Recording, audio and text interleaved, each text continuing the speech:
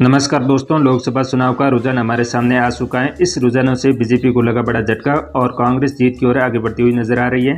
खबर में आगे बढ़ने से पहले वीडियो को लाइक और चैनल को फटाफट सब्सक्राइब कर दो। चलिए शुरू करते हैं। अगला राज्य है राजस्थान। राजस्थान में कुल 25 लोकसभा सीटें हैं। 2019 में बीजेपी ने यहाँ पर 25 लोकसभा सीटें जीती थी। अब की बार बीजेपी के खाते में 13 सीटें जा रही हैं और कांग्रेस की 11 और अन्य के खाते में 1। अगला राज्य है तमिलनाडु। तमिलनाडु में बीजेपी को केवल 2 सीट ही मिल रही हैं। तमिलनाडु में कुल 39 लोकसभा सीटें हैं। एग्जिट पोल के अनुसार बीजेपी को 2, कांग्रेस को 37, अन्य को 0।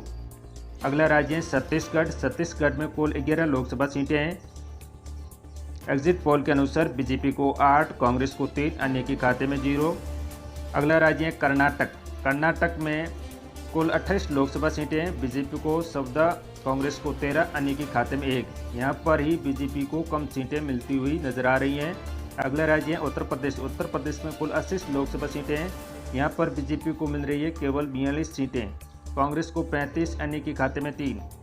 अगला राज्य महाराष्ट्र। महाराष्ट्र में कुल 48 लोकसभा सीटें हैं। एग्जिट पोल के अनुसार बीजेपी को 17, कांग्रेस को 31, अन्य के खाते में 0। अगला राज्य है बिहार। बिहार में कुल 40 लोकसभा सीटें हैं। एग्जिट पोल के अनुसार बीजेपी को 13, कांग्रेस को 27, अन्य के खाते में 0।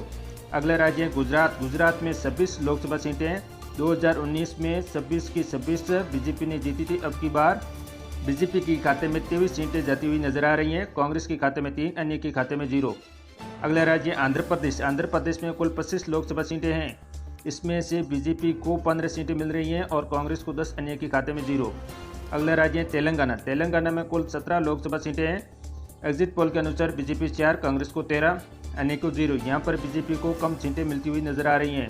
अगला राज्य है पश्चिमी बंगाल। पश्चिमी बंगाल में कुल 42 लोकसभा सीटें हैं। एग्जिट पोल के अनुसार बीजेपी को 17, कांग्रेस को 10, टीएमसी पार्टी को 15। यहाँ पर बीजेपी पीछे नजर आ रही हैं।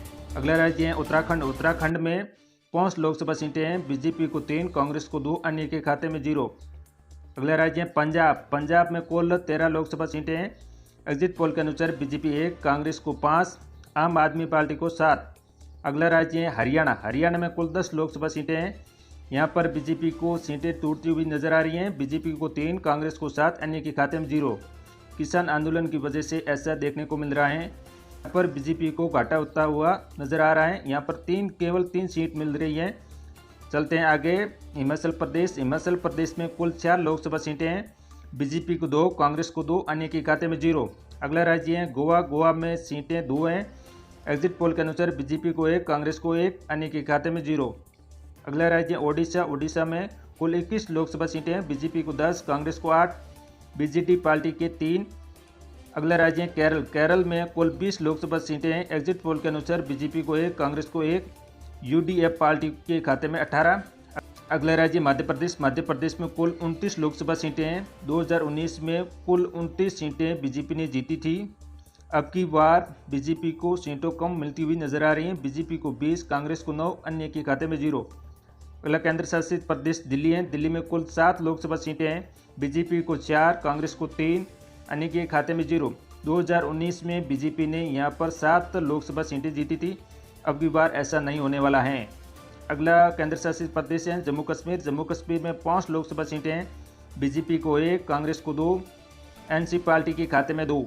अगला राज्य मणिपुर, असम, अरुणाचल प्रदेश, मेघालय, मिजोरम, त्रिपुरा, नागालैंड। इन 7 राज्यों में कुल 25 लोकसभा सीटें हैं। एग्जिट पोल के अनुसार बीजेपी को 8, कांग्रेस को 15, अन्य के खाते में 2। यहाँ पर बीजेपी को कम सीटें मिलती हुई नजर आ रही हैं।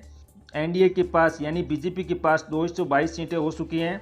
इंडिया गठबंधन के पास कांग्रेस के पास 238 सीटें हो चुकी हैं। कांग्रेस जीती हुई नजर आ रही हैं और केंद्र में सरकार बनाती हुई नजर आ रही हैं। अन्य के खाते में 7।